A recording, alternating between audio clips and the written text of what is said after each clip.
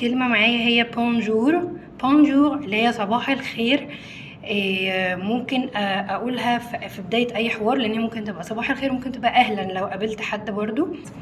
الكلمة التانية وهي بونجورني. بونجورني او بونجورني معناها يومك سعيد او يومك لطيف. رقم 3 كلمة بونسوار.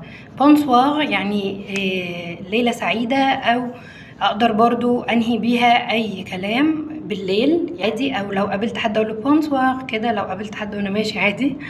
الكلمة رقم 4 اللي هي بونسواري. بونسواري او بونسواري معناها ليلتك سعيدة او ليلتك جيدة، برضو نقدر نقولها بالليل. اخر كلمة بقى وممكن انتوا تقولوها قبل ما انا اقولها، اللي هي كلمة تصبح على خير. اللي يعرفها ممكن يكتبها لي في كومنت ويشوف هي صح ولا لا. هي كلمة بونوي. بونوي او بون نوي، بس احنا طبعا بنقرأها بونوي، يعني تصبح على خير. ما تنسوش لو عايزين تتعلموا